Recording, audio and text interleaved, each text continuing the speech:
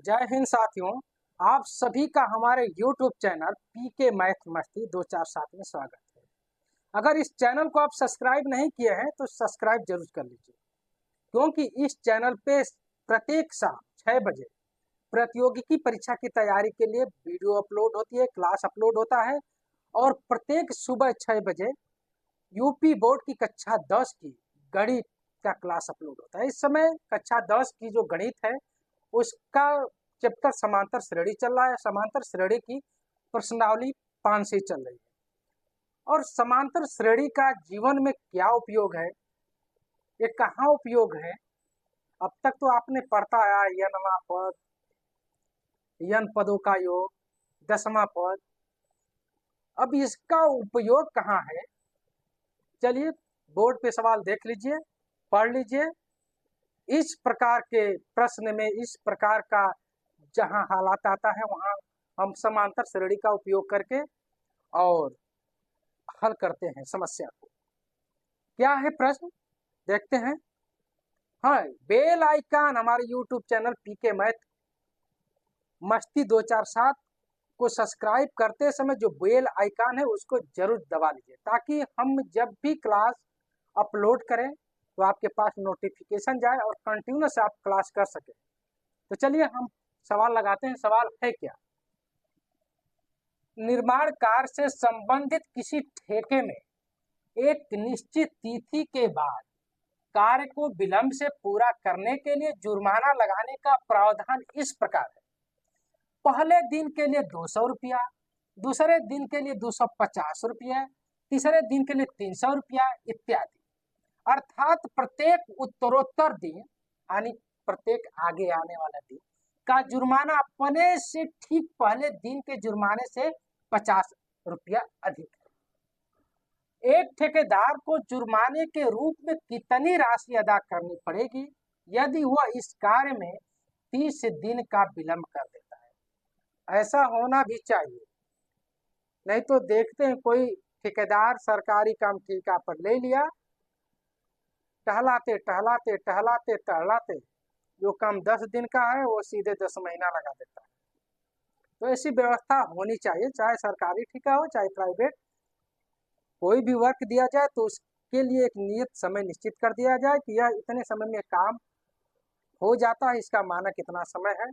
उससे अगर काम लेंदी होने लगे तो कुछ न कुछ प्रावधान करना चाहिए कि काम सही तरीके से होता रहे। चलिए इस सवाल को हम लगाते हैं। जुर्माने की राशि,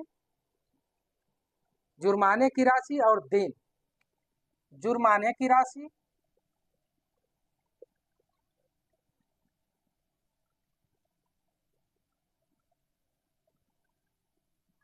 इस लाइन में लिखे, दिन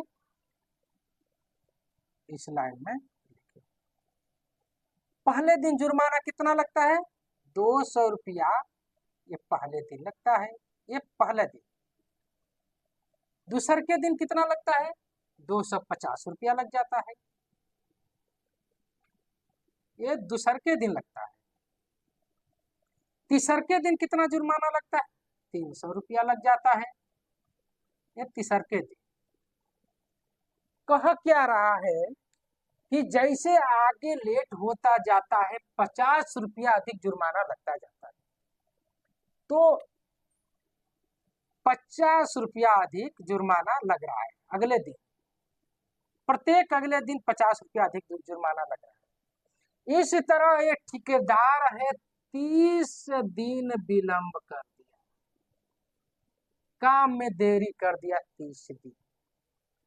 अब ये बताओ कि पहले दिन इसने 200 रुपया जुर्माना दिया, दूसरे दिन 250 रुपया दिया यानी 250 रुपया दिया, तीसरे दिन 300, इस तरह बढ़ता जा रहा है। प्रत्येक दिन, प्रत्येक आने वाले दिन में 50-50 रुपये की बढ़ोतरी होती जा रही है जुर्माने, और यह काम को 30 दिन लेट कर दिया। तो कह रहा है कि जब काम 30 दिन लेट से पूरा हुआ तो जो ठेकेदार है जुर्माने के रूप में कितनी राशि देगा। तो आप देख रहे हैं कि यह जो श्रेणी बन रही है समांतर श्रेणी बन रही, जिसमें सर्वांतर 50 है और प्रथम पद क्या है, 200 है, और दिनों की संख्या 30 है, यानी n बराबर आपको 30 मिल रहा है, a बराबर 200 और d बराबर 50। तो 30 दिनों में इसने कितना जुर्माना दिया?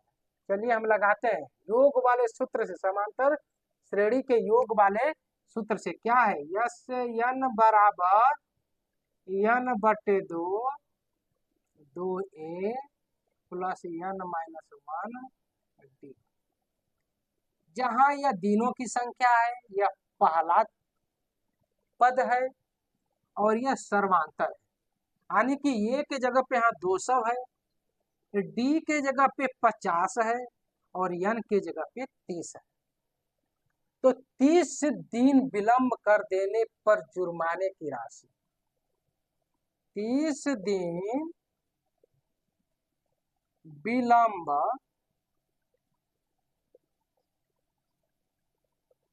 होने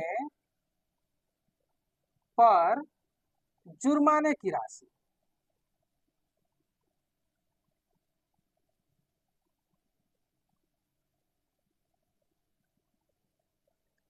n के जगह पे क्या है? n के जगह पे 30 है, a के जगह पे 200 है और ये d के जगह पे 50 है। तो चलिए सूत्र में रख दें 30 बटा 2 और 2 गुणे a के जगह पे क्या है? 200। अब प्लस यानी n के जगह पे क्या है? 30 माइनस या 1 और d की जगह पे क्या है? 50। देखिए हम कुछ लिख नहीं रहे, खाली अंक लिख रहे हैं। जब रिजल्ट आ जाएगा तब रुपया लिख देंगे, बार बार रुपया लिखने से कोई फायदा नहीं है, अंत में लिख दीजिएगा। तो चलिए आइए यहाँ, अगर आप देखिए इसको की तो 10 कॉमन कर लीजिए, यहाँ से और यहाँ से बाहर करके सॉल्व कर दीजिए। तो चलिए हम 10 कॉमन कर ले रहे हैं, तो हो जाएगा 30 बटे 2। और जब हम 10 कॉमन करेंगे तो यहाँ हो जाएगा 20 बचेगा और 20 दूनी 40। ठीक, और जब यहाँ से 10 निकाल लेंगे तो होगा क्या कि यहाँ 30 माइनस 1 और यहाँ 5 बचेगा। देखिए हम यहाँ 29 लिख सकते थे, 29 में 5 का गुणा करेंगे थोड़ा अटपटा लगता है, और यहाँ सुनना है आसानी से गुणा हम कर लेते हैं, इसलिए हमने छोड़ दिया। यह इससे कट जाएगा, यहाँ 5 हो जाएगा। तो 30 पाँचे 150। अगर ये 29 रहता ना तो आपको अटपटा लगता, कैसे 29 पाँचे कैसे, इस तरह सुनना है आसानी से कर ले। उसके बाद अब यहाँ 40 हम रखें और इसका इसमें गुणा करें तो ये हो जाएगा 150 और यहाँ क्या है? -5। अब आइए यहाँ 150। अब देखिए ये हम 150 में से 5 घट जाएगा तो 145 और 40 मिलकर 185 हो जाएगा। 185 185 है और ये 150 का गुणा करेंगे तो आप 150 का गुणा मत कीजिए, 15 का गुणा कर दिया, बदला में 0 लिख दीजिएगा, ठीक है ना। चलिए 185 में हम 15 का गुणा करते हैं।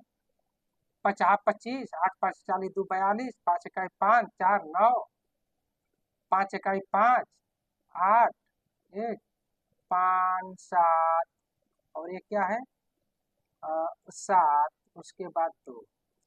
तो जब गुणा हम करेंगे तो हमको मिलेगा क्या?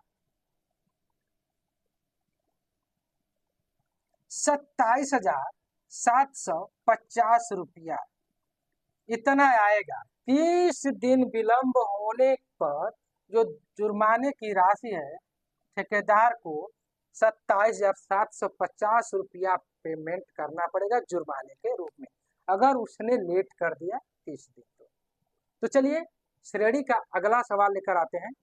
देखने में सवाल तो बहुत भौकाली था, लेकिन सवाल बहुत सरल था और दैनिक जीवन में इस सवाल का उपयोग होने लायक है। चलिए ठीक है।